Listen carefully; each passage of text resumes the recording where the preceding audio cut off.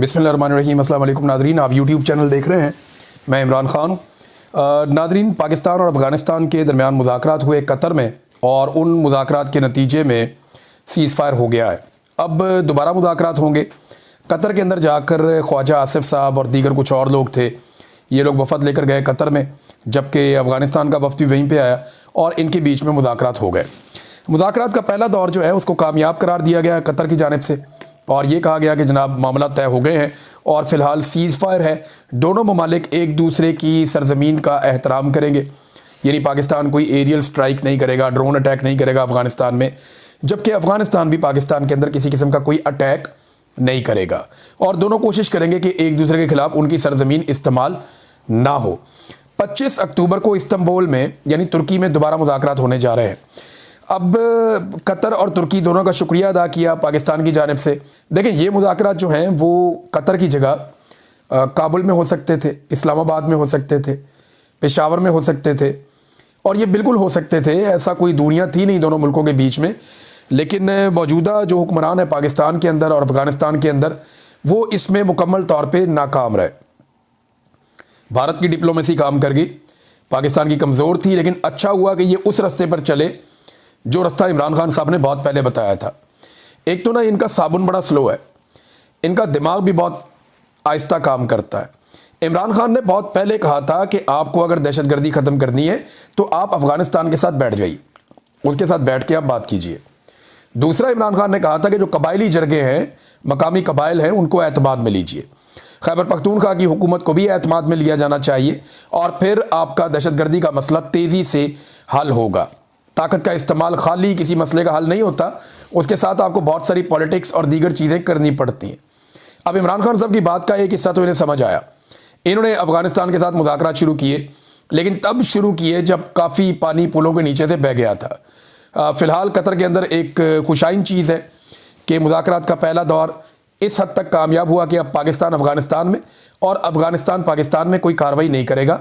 दोनों के मज़ीद फ़ौजी शहीद नहीं होंगे और एक दूसरे के ऊपर हमला नहीं किया जाएगा।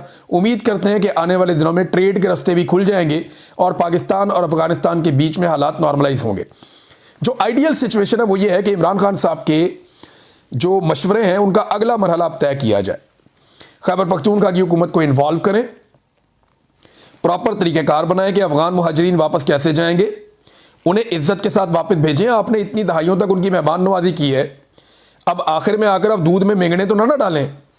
ये एक मिसाल है उर्दू की, ये दूध में मेंगने डाल देना, कि अगर आप किसी को इतनी आपने मेहमान नवाजी की है तो आखिरी वक्त में अगर आप इस तरह की हरकतें करेंगे तो एक बैड टेस्ट पैदा होगा।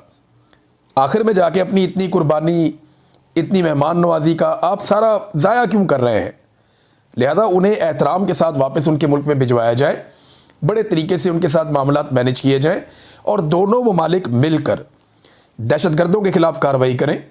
अफ़गानिस्तान को जो लोग मतलूब हैं पाकिस्तान उनके ख़िलाफ़ कार्रवाई करे, पाकिस्तान को जो लोग मतलूब हैं अफ़गानिस्तान उनके ख़िलाफ़ कार्रवाई करे। जब दोनों ममालिक की सरजमीन तंग हो जाएगी दहशतगर्दों के लिए, तो उनके पास दो रास्ते होंगे, या तो वो दीवार के साथ लग जाएंगे, उनको मरना पड़ेगा, या फिर उन्हें हथियार फेंकने पड़ेंगे और सरेंडर करना पड़ेगा सरकार के सामने। तो ये एक आइडियल सिचुएशन हो सकती है जिसका तज़किरा इमरान खान साहब ने एक मरतबा नहीं कई मरतबा किया है। बहरहाल अब दूसरे ममालिक हमारी सुलह करवा रहे हैं अफ़गानिस्तान के साथ, और ये वो अफ़गान तालिबान हैं जिनको हमने खुद बनाया था। मैं ज़िया-उल हक़ का एक स्टेटमेंट सुन रहा था जिसमें वो ये कह रहा था कि अगर जनाब रूस को ना रोका गया अफ़गानिस्तान में और अफ़गानों को शिकस्त हो गई तो पाकिस्तान मलिया मेट हो जाएगा। डरा डरा के पाकिस्तानियों को इतने डॉलर इकट्ठे किए ज़िया-उल हक़ ने और उसके जर्नैलों ने, पाकिस्तान में क्लाशनकोव कल्चर और मनशियात लाके तबाह बर्बाद कर दिया पूरी कौम को। ये पहला जो इसका कसूरवार है ज़िया-उल हक़। उसके बाद जनाब मुशर्रफ का टाइम आया तो वो अमेरिका की जंग का हिस्सा बन के उन्हीं तालिबानों के ख़िलाफ़ हो गया, और एक नई जंग में उसने पाकिस्तानियों को झोंक दिया कि जनाब अगर अमेरिका की बात ना मानी और वो आ गया तो वो पाकिस्तान को पत्थर के दौर में धकेल देगा। अब ये एक मुशर्रफ साहब का भी खौफ था, ज़िया-उल हक़ भी बुज़दिल था, मुशर्रफ भी बुज़दिल था। तो इन दोनों ने हमें एक ऐसी जंग का हिस्सा बनाया जिसका पाकिस्तान को हिस्सा नहीं बनना चाहिए था। और अब अगर आप बात करें तो मौजूदा जो मिलिट्री क़यादत है वो भी इस खित्ते को और इस सारे रीजन को ऐसे ही देख रही है। हालांकि होना ये चाहिए कि हम अफ़गानिस्तान के साथ मामला तय करें और दहशतगर्दी के खात्मे के लिए मिलकर काम करें ताकि दोनों को कामयाबी मिल सके और हमारी जो मगरबी सरहद है वो हमेशा के लिए महफूज हो जाए। नादरीन, गज़ा के हवाले से पाकिस्तान ने एक मुआहदा तो किया है, मुआहदे के ऊपर दस्तखत भी किए हैं। डोनाल्ड ट्रंप के बकौल जो गज़ा का अमन मुआहदा है उस पर सारों ने दस्तखत किए हैं। शहबाज शरीफ वगैरह मुकर गए थे कि जनाब हमने तो दस्तखत किए जिस पेपर पे, वो तो पेपर में कुछ और लिखा था, यहाँ पे तो कुछ और है। लेकिन जब वो पेपर सामने आए और जब डोनाल्ड ट्रंप ने कहा तो इन्होंने उसको डिनाई नहीं किया। डोनाल्ड ट्रंप ने कहा जी इन्होंने इसी मुआहदे के ऊपर दस्तखत किए हैं और ये पहले दिन से मेरे साथ हैं और ये कह रहे हैं जी शुरू से हम आपके साथ हैं, और उन्होंने मुझे पूरी सपोर्ट दी है। और स्पेशली उसने नाम लिया शहबाज शरीफ का और आसिम मुनीर का, वो इनसे बहुत खुश था दोनों से।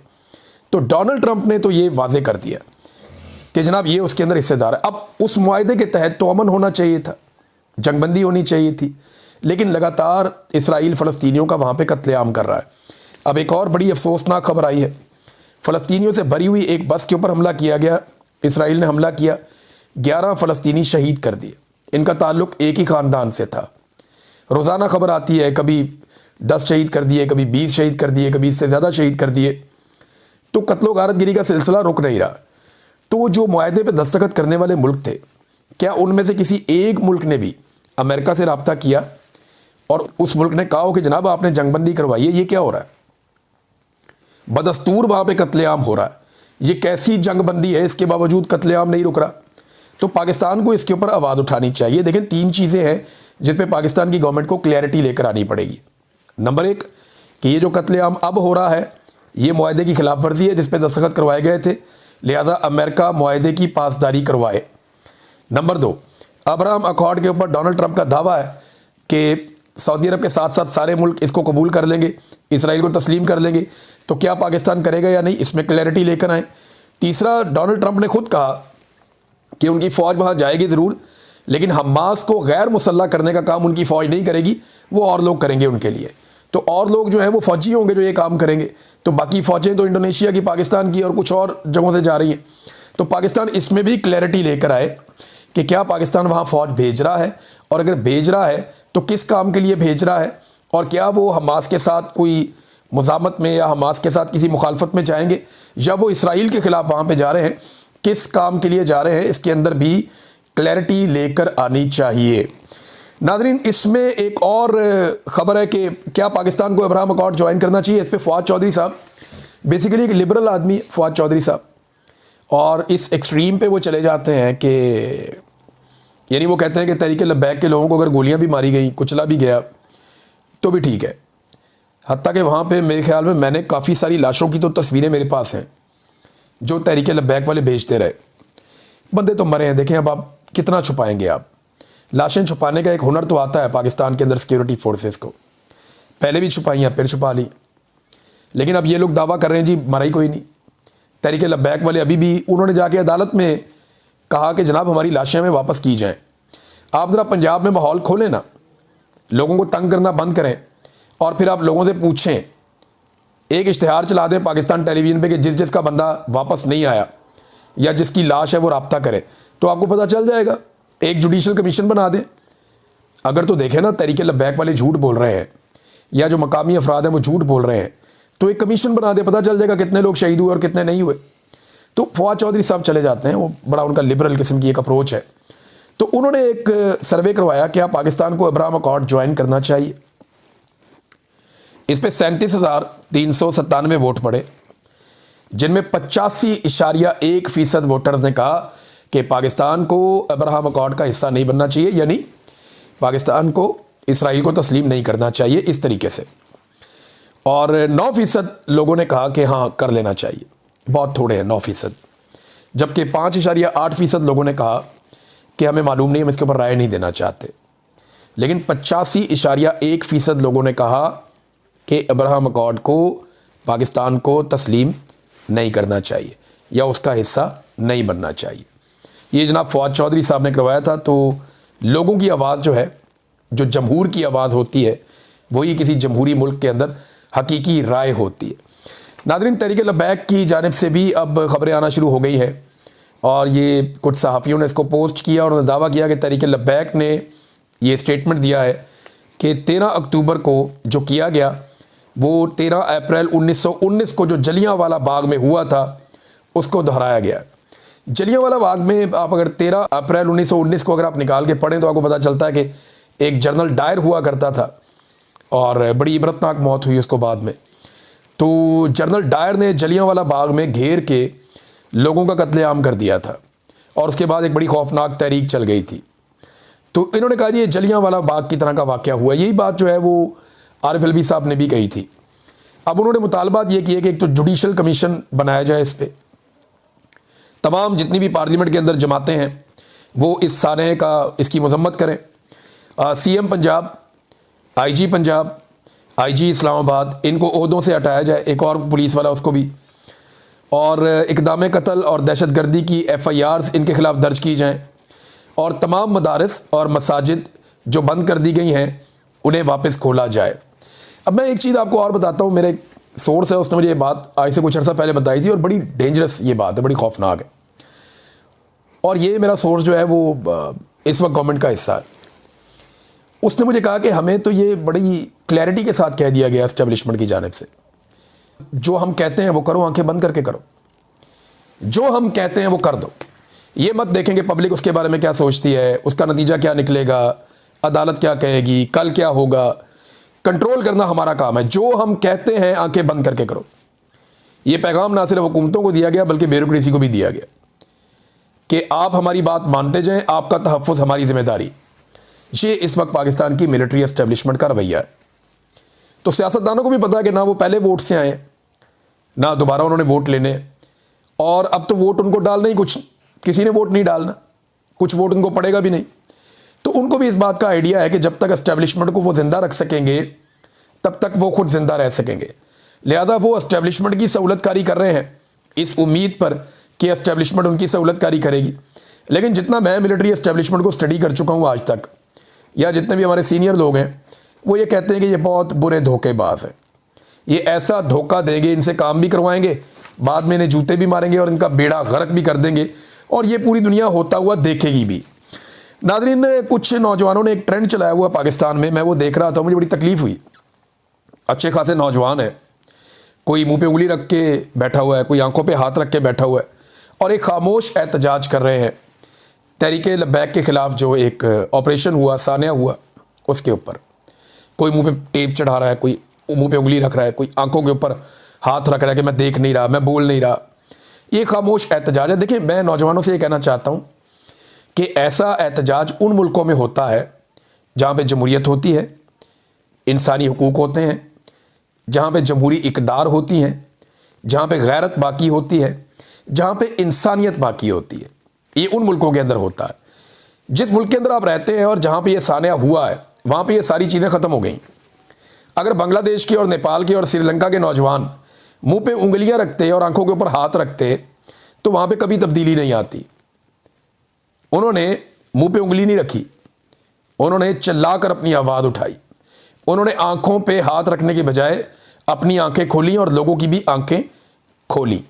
तो ये एक मरियल सा एहतजाज करने से कुछ नहीं होगा।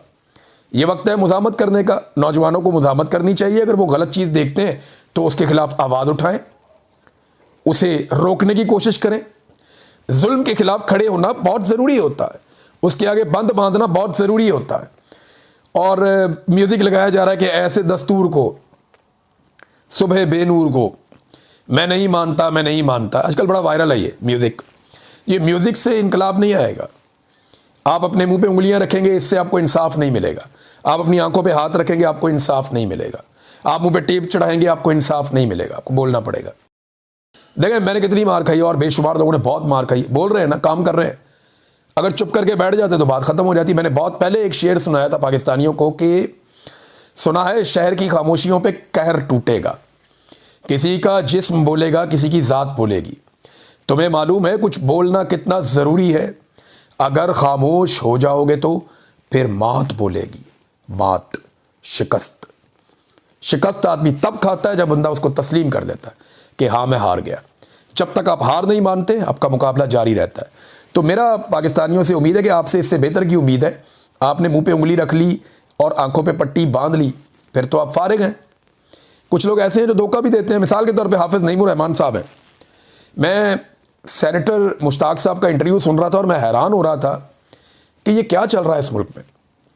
हाफिज़ नईमुर रहमान साहब जिस वक्त जलसों में खड़े होकर ये मुतालबात कर रहे थे इमरान खान से कि आप ट्वीट क्यों नहीं कर रहे इसराइल के खिलाफ, हालांकि बेशुमार ट्वीट्स हैं इमरान खान की इसराइल के खिलाफ, ढेर लगा पड़ा है, ट्वीटों का एक लंडा बाजार है और ट्वीटों से कुछ नहीं होता। इमरान खान ने बहुत ट्वीट किए, बड़े स्टेटमेंट दिए हुए हैं और सबको उनकी पोजीशन पता है।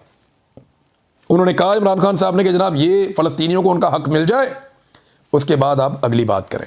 इमरान खान साहब ने एक दफ़ा नहीं कई मरतबा कहा। तो हाफिज़ नईमुर रहमान साहब इमरान खान साहब से तो मुतालबा कर रहे थे कि आप ट्वीट करें, लेकिन उन्होंने कुछ भी शहबाज शरीफ को या आसिम मुनीर साहब को नहीं कहा जो डोनाल्ड ट्रंप साहब से मुआहदा करके आए थे।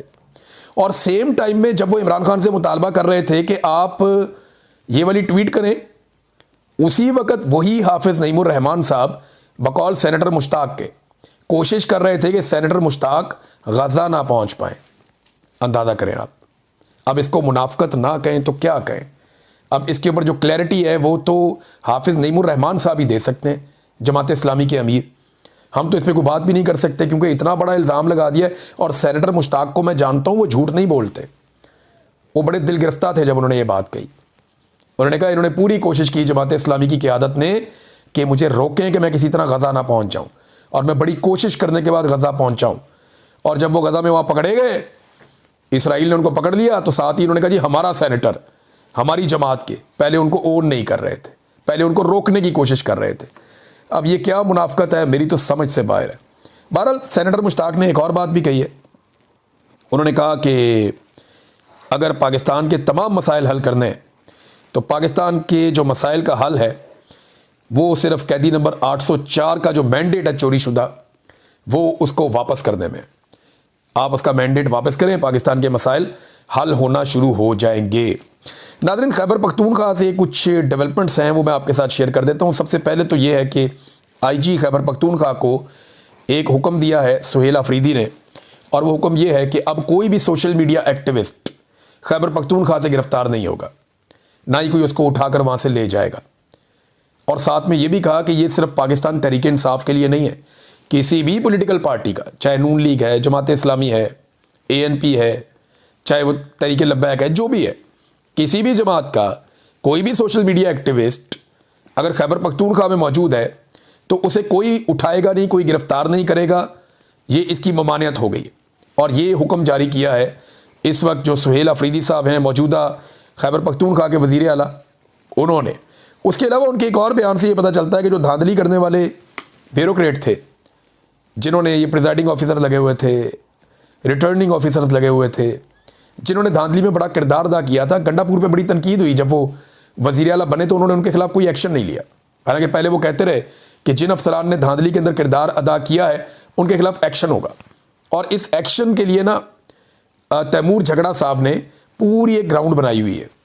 बाकायदा एंटी करप्शन में जाके कुछ अफसरान ने ये बयानात दे दिए हैं कि जनाब हमने तो कोई और रिज़ल्ट बनाया था, ये तो रिज़ल्ट उससे मुख्तलिफ है जो फॉर्म 47 में है, ये जाली रिज़ल्ट है जिसके ऊपर तैमूर झगड़ा को हराया गया है। अब ये जिन अफसरान ने बयानात दिए हैं, इस मामले को रोकने की इलेक्शन कमीशन पूरी कोशिश कर रहा है, लेकिन एंटी करप्शन में ये मामला चल रहा है।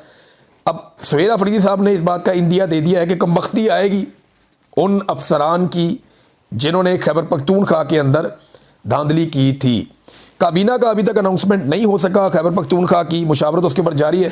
इमरान खान साहब से मुशावरत का इंतज़ार है कि उनसे मुलाकात हो जाए तो मुशावरत हो जाएगी। वैसे इमरान खान साहब की मुलाकात होगी ना सुहेल अफरीदी से, तो ये बात तो पक्की है कि निज़ाम बड़े गौर से सुनेगा, कैमरे भी बड़े टाइट करके लगेंगे, खुफिया माइक्स भी लगेंगे, बहुत सारी चीज़ें वहाँ लगाई जाएंगी, पूरी बगिंग की जाएगी ताकि एक एक लफ्ज़ और एक एक एक्सप्रेशन नोट किया जाए कि इमरान खान साहब सुहेल अफरीदी को क्या कहते हैं और वो वहाँ से क्या पैगाम लेकर जाते हैं।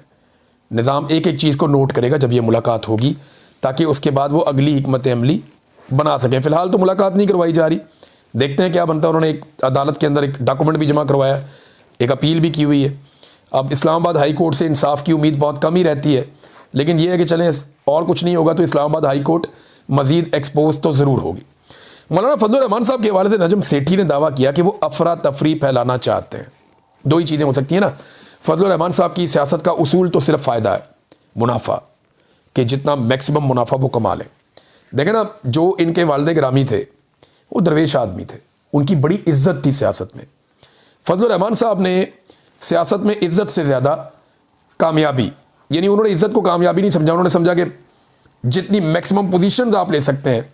आज इस ख़ानदान के पास अरबों रुपए हैं, बेशुमार पैसा है, बेशुमार मालो दौलत है, बेशुमार ओहदे इन्होंने इंजॉय किए हैं, बड़ी बड़ी गाड़ियाँ, बड़े बड़े महल, बहुत सारा कुछ इनके पास है। तो ये अपने वालिद वाली इज्जत फिर इंजॉय नहीं कर सकते ना। आपने चूज़ कर लिया कि आपको किस रास्ते पे चलना है। तो एक तो ये नजम सेठी साहब कह रहे हैं कि अफरा तफरी फैला रहे हैं ताकि किसी और के लिए रास्ता बने।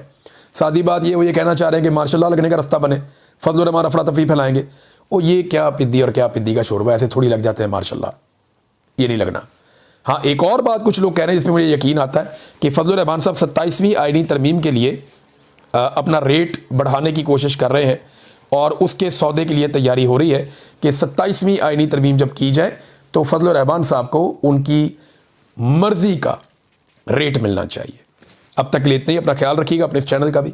अल्लाह हाफ़िज़।